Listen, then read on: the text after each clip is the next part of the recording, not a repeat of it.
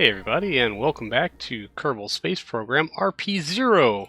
This is our Twitch recap from last week's live stream, where first we would start things off with our Callisto lander that had another maneuver node to adjust its next close approach to its target Callisto. As I mentioned last episode, the timeline on this one is gonna get a little bit tight, so we're really gonna have to start making some serious moves if we want to bring this mission to its landing on time and actually get paid for it. So there's that, but having to get a little gentler with each of our assists. There's that Ganymede almost a flyby that we decided was not really worth our time because it really just made things worse instead of better. So here's our maneuver node that we're just going to kind of tuck in our approach a little bit and flatten it out so that we can keep our inclination at a nice respectable level, I suppose. And yeah, it's a little bit of tuning, but we don't want to let too much of a inclination difference seep into this mission because it's going to make every other encounter a little bit more difficult. We're just going to plot out what kind of delta V we're looking at in terms of coming in on the correct side of the moon, and what orbital insertion would look like. I think we're really on assists now that are just geared at raising our peri-Jove up to meet Callisto's orbit, so that we can just kind of slide right into that orbital pathway, hopefully with very, very little work done from our main engine, that AJ10 118K. So that's, I don't know what we're getting ourselves set up for, but I think we're still a couple flybys away still from making this a thing, and really as long as we can keep our orbital period in phase with our target moon here, then we should get a flyby every couple of weeks. That's the goal, of course. Nothing this live stream, if you haven't guessed by the title, is going to go exactly the way that, well, we wanted it to.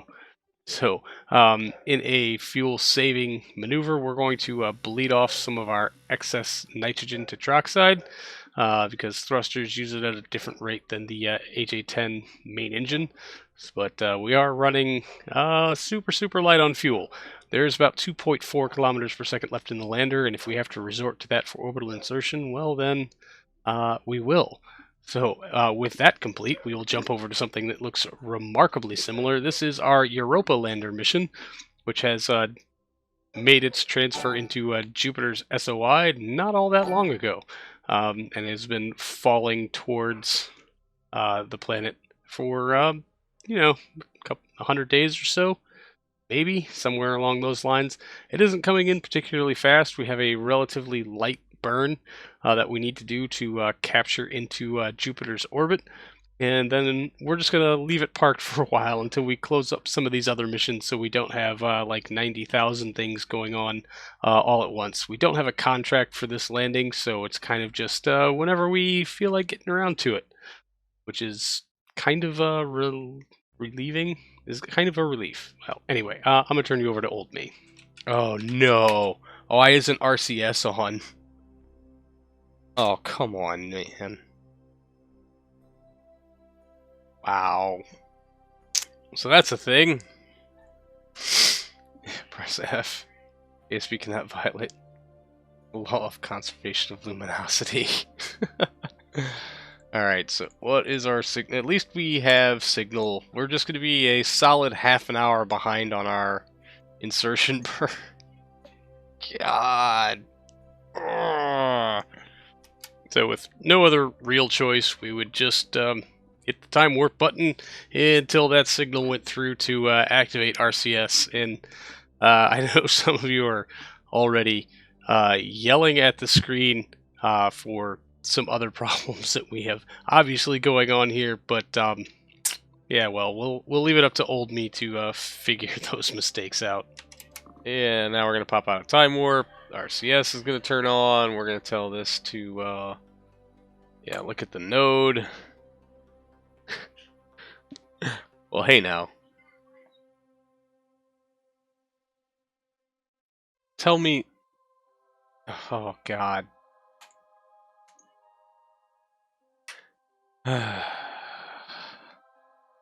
It's gonna be one of these days. The engine's not on. Yep, so with that screw up now very, very public, I thought about sitting here and holding the RCS button for a good long while, but eventually would decide against it because the thrusters, well, they're not nearly as efficient as the main engine. Again, it's a AJ10 118K, so we're really kind of hitting ourselves twice here using the less efficient method of propulsion to do the less efficient orbital insertion. So we're just gonna knock that off, jump back into time warp, and then just let the signal go through to activate our main engine, haulage it in, and then give it a solid light, and well, here's old me. Yeah, I don't need... I can light the engine now.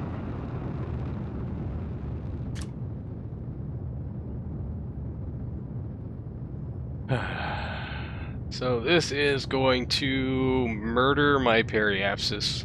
But that's fine, because we'll have many, many days to test, to save it. Actually, when we make our plane change maneuver out here at our descending node, we'll go ahead and fix that. Makchev, what are you doing? Why are you so bad at this? Seriously.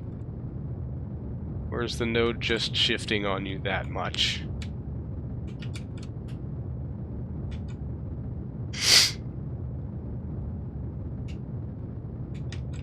Well, at least we have engine and RCS on. We'll probably go back to stock SAS after... Are we not making any headway? We are not. Let's just switch to straight retrograde. So we'll just finish off the rest of this burn in some sped up footage because, well, I feel like I've eaten enough crow today. I have not, in fact, eaten enough crow today, just as a heads up to everyone. I know we're way off axis and we're going to burn way more fuel on this insertion than we have any right to, but we will, in fact, eventually, very, very, very eventually, make it into a Jupiter orbit. You can see our orbital path is shifting there. It is coming down greatly. We've already gotten kind of a nice acceleration kick from falling into Jupiter's gravity well that would normally have accelerated us out much, much further. So with the aid of some physics warp and a mild interruption from Kerbal alarm clock, we will eventually pull that blue line down and into an orbit where we can shut down the engine. We'll just set a maneuver node and an alarm for our inclination because, well, we do have a long way to go until we get there. So hopefully we'll be able to wrap up some of these active missions before the spacecraft gets out there. So we will be jumping now on over to our Origami 4T, which has a small correction node to make to put it on course for its next flyby of Saturn's moon of Titan, which hopefully will be somewhere close to our second to last flyby for real this time. I have probably said that on the last, like, 4 flybys this thing has done, but I think we are actually getting close, and with each subsequent flyby, we are diving deeper and deeper into Titan's atmosphere and getting more and more benefit from aero braking instead of lighting our engine. As you'll see, we're down to sub 1 kilometer per second left on our main engines, and we do need to keep some of that around to circularize ourselves in a Titan orbit so that we can successfully deploy our payload. So with our engine lit, we'll try to knock out as much of that inclination as we can, and then get our eventual periapsis dialed in. We're going to shoot for about 350 kilometers altitude this time, and see exactly how much benefit that gives us as far as drag, and hopefully we won't overheat and explode anything. So in yet another quick fade and jump cut, we're going to go back to our Callisto lander mission here in orbit of Jupiter, where we are actually going to make this flyby this time. Thankfully, this is the one that we set up the maneuver node for at the very beginning of the episode, and all of this is taking somewhere around 2 or 3 weeks. I don't know.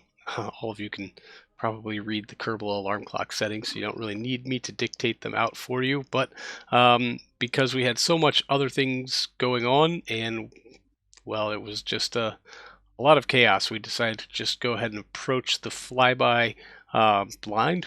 No plans on firing the engine this time. We did queue up a little bit of science, and then time warped in way too close. Fortunately, our periapsis was set well within the safety margin, so we can just float right past it. No new interesting biomes this time, unfortunately, so no money to radio in. But it does give us a little bit of time to set up our next maneuver node, which very unfortunately uh, ends up being many, many days away. So we'll shoot for the more efficient approach, setting the encounter way down here. There it is.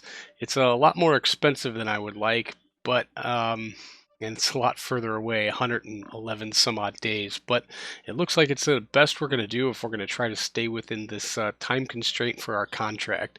And I think we may be looking at just burning for broke on this one.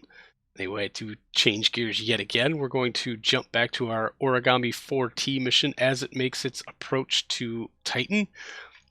This will be the closest flyby of Titan this mission has ever done. We're going to dive deeper into the atmosphere, we're going to try to get more drag, and we're going to try to do it all without lighting our engine.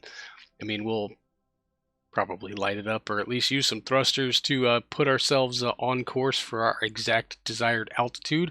And of course, we're going to queue up Flight Computer with a whole stack of radio ins so that we can hopefully get some of that sweet, sweet atmospheric science from within Titan's atmosphere.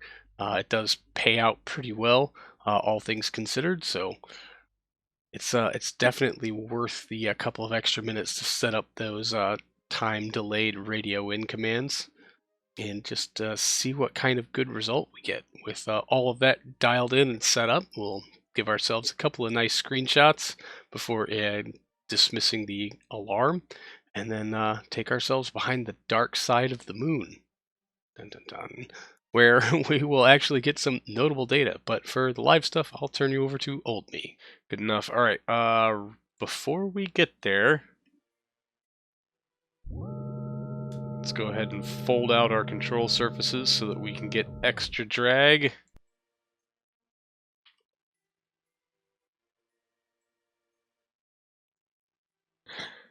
And let's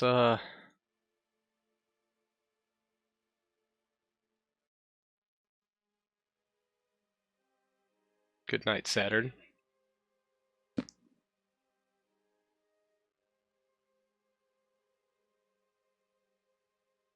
like how the rings you can't see through the atmosphere, but the rest of the planet you can. Good enough for me. Alright, and 600 kilometers. Thunk! We are atmospheric.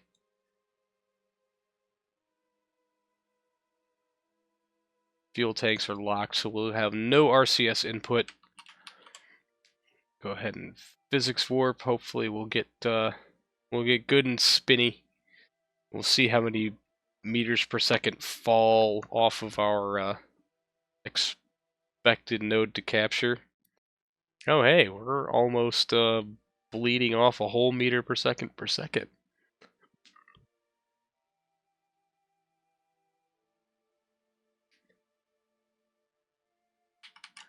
Right, 450. This is our altitude from our first pass. Yeah, that is true. You do get less. I think it's true. I think you get. I can't remember if it's more or less because I always seem to come up short of the runway at KSC when I do most of my de-entry or re-entry glide in physics warp. So it might actually be that you get more drag, 1 whole meter per second squared. Holy crap! I know, right? 430 kilometers and falling. 3 minutes to periapsis. I was hoping we'd start really like, picking up the pace here, but Man, when that broadside wings go into the wind, we do actually get a you notice a nice uptick on that rate of deceleration.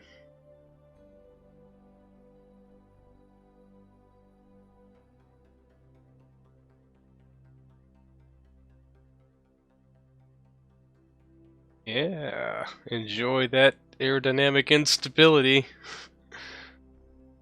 It's helping. I mean, not by a whole hell of a lot, but alright, we are lower into the atmosphere than we've ever been before. Holy crap.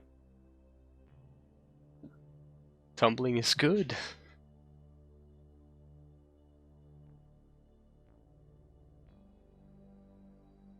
I think we can actually get like 2 whole meters per second if we were able to keep the broadside into the wind.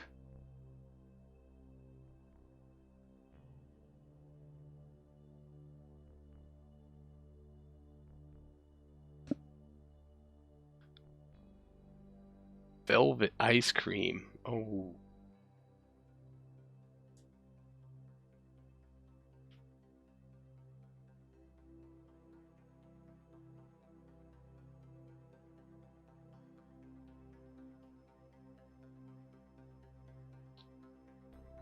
My dream of getting into orbit next pass has been defeated for like the last 4 passes.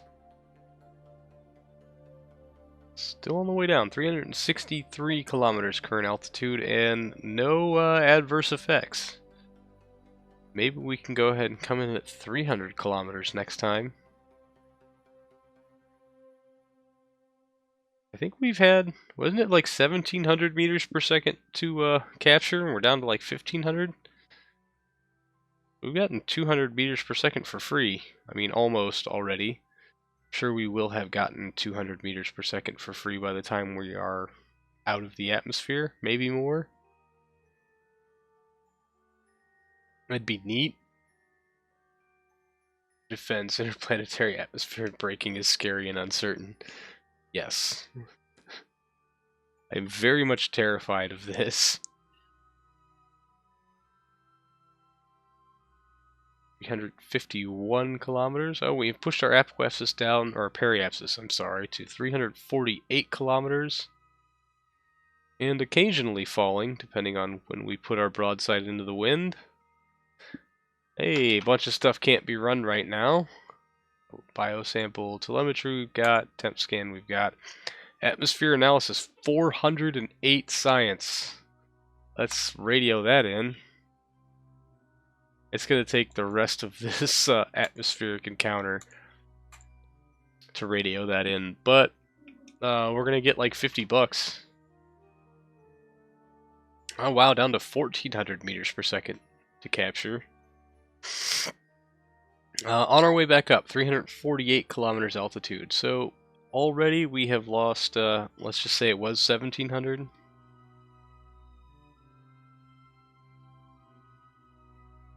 Almost 350-ish some odd meters per second. Maybe we'll shed another 400 on the way out. That would be landmark.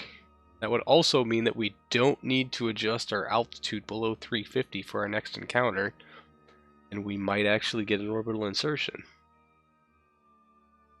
I think. But I can actually stop paying attention to the number. Oh yeah, we are looking at the planet. We're on, or the moon. Sorry, we are looking down at the moon. 37,000 funds and some science. Like 5 science and 37,000 monies. Good times. Way to go, just radioing in money.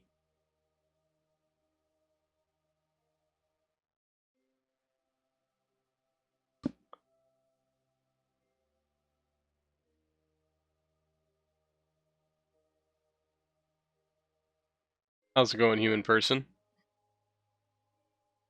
We are twirling ominously through Titan's upper atmosphere.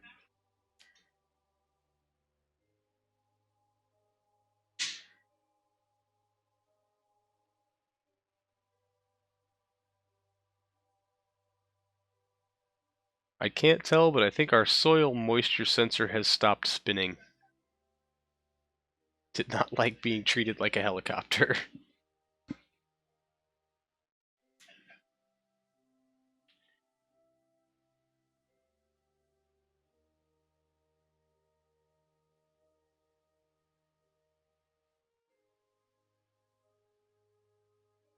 Unknown average, unavailable, unknown.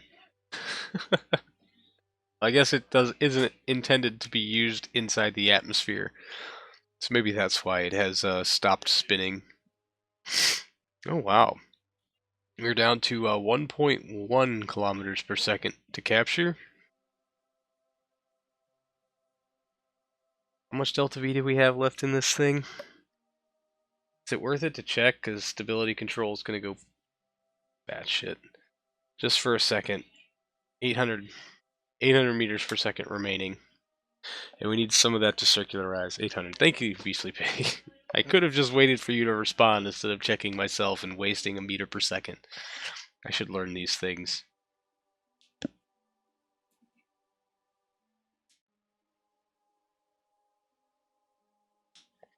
Alright, coming up on 400 kilometers altitude. There it is. Just another 200 kilometers to ascend before we are free of Titan's atmosphere. And wow, we got much, much, much better aero braking this pass than last pass. I think 350 kilometer periapsis may be our magic number to just glide on into a capture next pass, perhaps. Saying this number is actually larger than what we would need to capture. Oh, we're already past it? Yeah, we are already past it, so I cannot adjust. I think capture is actually out here. There's 200 or 300 meter per second difference here. We're obviously not going to hit it this pass. I do want to see what our resultant is looking like. Yes, Saturn periapsis, grow. Grow. Can't believe that's what a kilometer per second looks like. That distance there.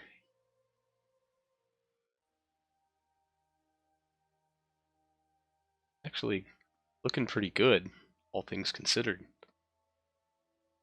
I think we've gotten the majority of our braking. Yeah, we're down to 450, so we're just going to go ahead and hit the physics warp.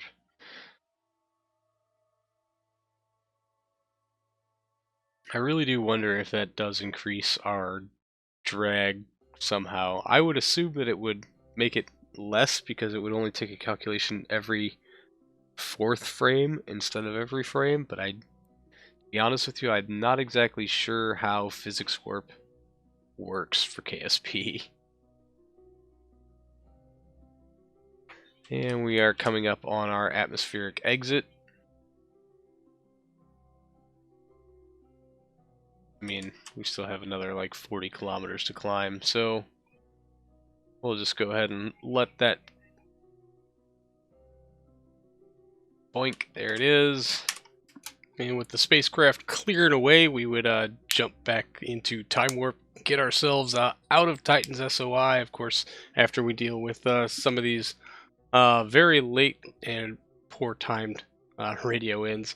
A few more glorious screenshots because this mission's actually shaping up pretty well.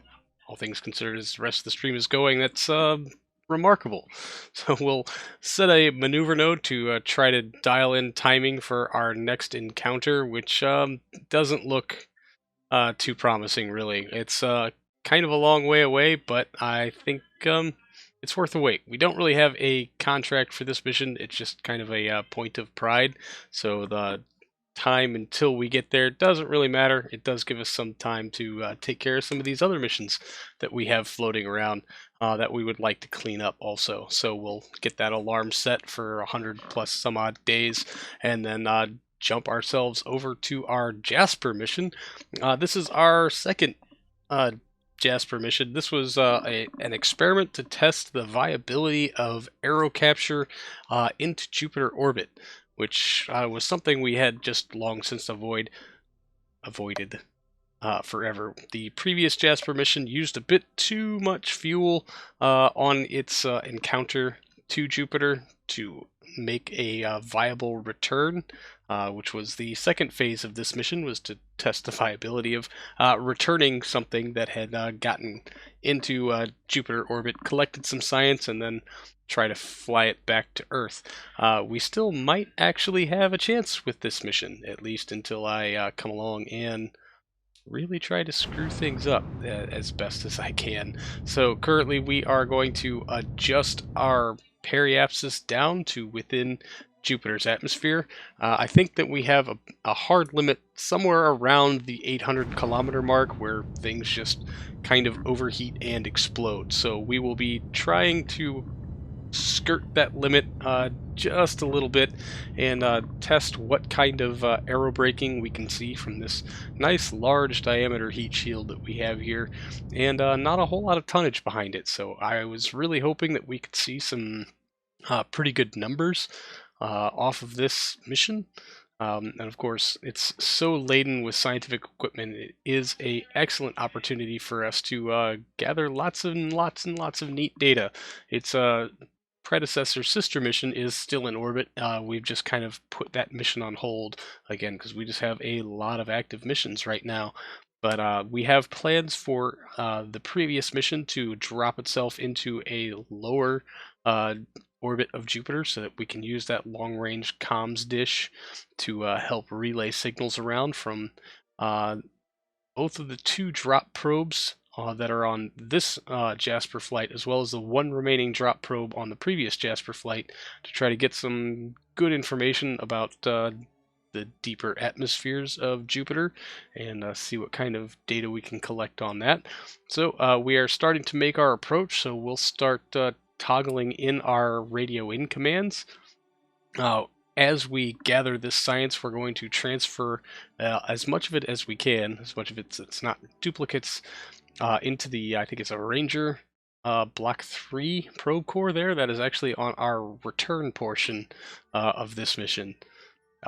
Fingers crossed that we can actually return some portion of this mission.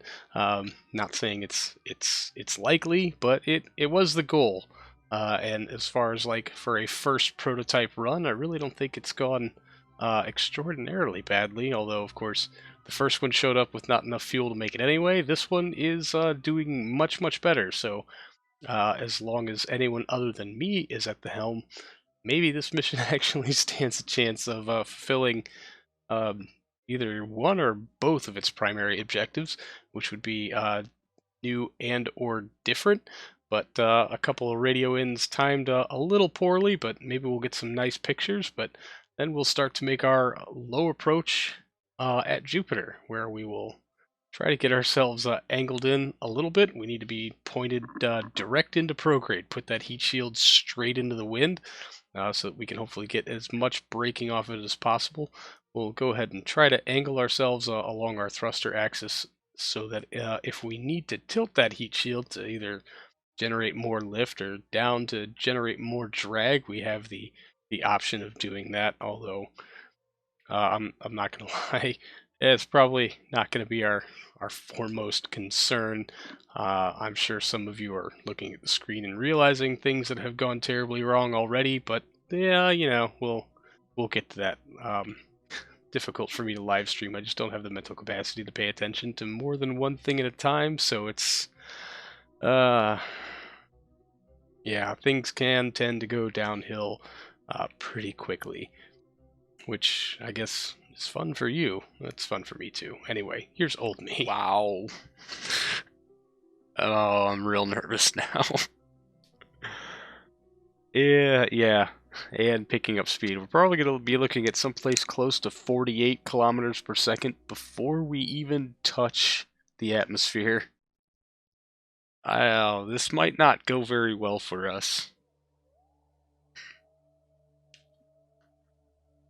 But you know, it's a good experiment. We can at least give it that. It is...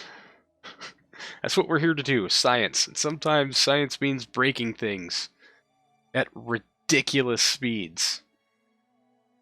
1.5, we are atmospheric. Pre-type F in the chat. Let's see if we actually ablate anything before we explode this time. Last time we exploded before ablating. Ooh, yeah, I think we're starting to heat up here.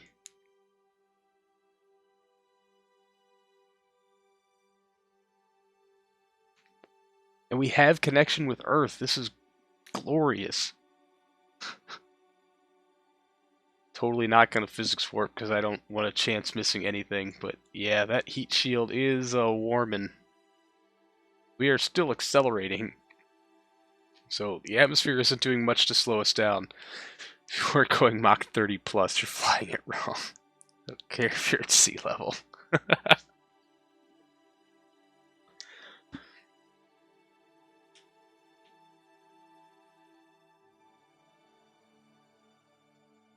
Yeah, current altitude 1.2 million meters. Another 400 kilometers left to fall. Ish. Still no ablating on the ablator. Interestingly enough.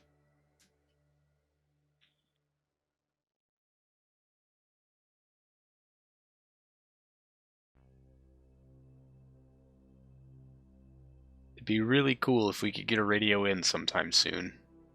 Like, we're in the atmosphere. This is a great time, and we have connection. I'm pretty sure I didn't put redundant science experiments on the main body as I did on the little drop probes, which I have conveniently forgotten about until just this very moment. So, we're probably missing out on lots of science. Oh, heat warnings. Heat warnings on struts. They are ablative struts.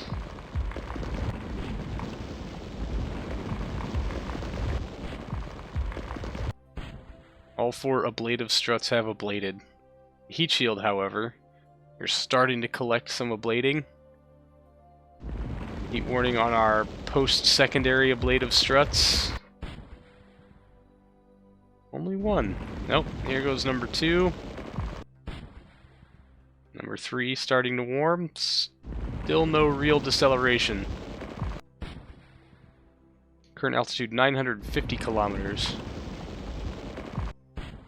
Alright, all 8 ablative struts have ablated. Here we go. As long as we stay facing into the wind, I think we're doing alright. We are losing some ablator pretty quickly.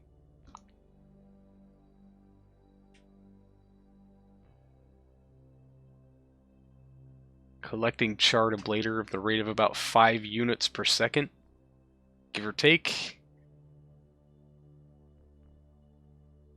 1 minute till our next radio call. Hopefully the spacecraft will be at warp. Shut up, SimG. No! Not gonna... No. Don't you want to witness this explosion in its inevitable real time? I'm super shocked we haven't lost a magnetometer or a RPWS scanner. But, oh, that ablator is starting to cook off. Look at that thing go! I'm shocked we don't have flame effects right now. Why the hell don't we have flame effects? Alright, there's our periapsis. We are on the way back up, halfway through. Some long arm thingy. It retracts. It would take half an hour for the signal to get there, and it's just going to pop back out in 15 seconds. I hope our ablator lasts long enough for us to get out of the atmosphere. Because that thing is... Man, it's cooking off quick. We haven't bled off hardly any speed. Biosample while flying at Jupiter. Yeah, we'll keep that. Telemetry analysis, radio at home. Not enough electric charge? Oh, good gravy. RTGs, what are you doing with your life? Alright, we're just gonna keep everything. Man, look at this boatload of science we are getting.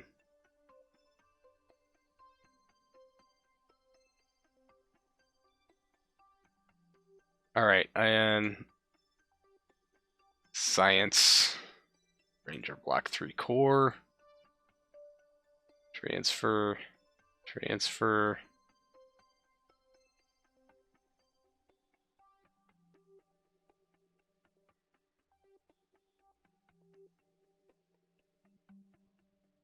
Already exists.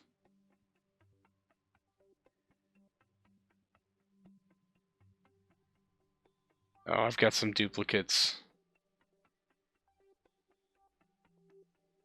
Good job, Crash. Now we're going to have just a bunch of things that if you make it out alive, you can transfer them back in later. 9 science. Not enough electric charge to radio things in. I'm assuming, anyway. Let's close that. Film return camera again. We'll keep it. Telemetry analysis. Where's our... Let's bring electric charge. Next to nothing. If not accidental realism. Do you have 2 heat shields? Is that just 1 for Earth as well? This heat shield will get jettisoned. The return portion is just this little guy here, and he has his own heat shield. We actually survived this. Maybe. Oh, that's... We've cleared all our radio in, so let's get rid of flight computer, free up this... Holy crap, are we... Did we? Yeah, 1.15, we did not capture, however. We need to turn and burn. How did we almost die, but yet not generate enough drag to capture into Jupiter's atmosphere? Yes, we also didn't get any flame effects, but man, we cooked through that heat shield. Like, we cooked through it. What was amazingly enough is that despite having ablated so much of our heat shield, we are still not captured into Jupiter orbit. I would like to say that I'm pretty sure the viability of using aerocapture to move heavy cargo into Jupiter orbit is probably just not really a thing. And so, well, we've at least realized our first potential mission objective, and while I'd say the spacecraft performed admirably, it was not a success, but we got all the data we needed. Now, the fun time here is that with these RTGs retracted, we are not generating nearly enough electrical power to power the spacecraft, which means our engine cannot ignite, because being a pressure-fed engine, there's no power to open those valves. Or just not enough power to open those valves. We do have a currently active RTG on our return probe, but yeah, it's doing just enough to keep the spacecraft kind of operational, but not enough to really perform the necessary commands. And so I thought I was having a fuel delivery problem, so there was a quick F9, F5, F9 there, if you notice the fade in, fade out. But yeah, so we tried to time warp out to where our RTGs would deploy, but I forgot about the signal delay, so we had to send that signal back again. There is our heat shield ejection, which means we are now a whole lot lighter. When we do actually get that engine lit, it will be a little bit more effective at making this horrendously inefficient burn into orbit. But it did take me quite a long time to figure out that electric charge was the problem here, and not KSP being KSP, and just kind of bugging and glitching out on me. But unfortunately, I did run out of time on the live stream. But as an after action, I will tell you, I zeroed out the time delay, got those RTGs deployed, was able to fire up the main engine, and insert this into a parking orbit. It will need an adjustment to not go tearing through Jupiter's atmosphere, but that's for later. Thanks for watching, everybody. I really do appreciate it, and I will see all of you in the next one. So until then, see you later.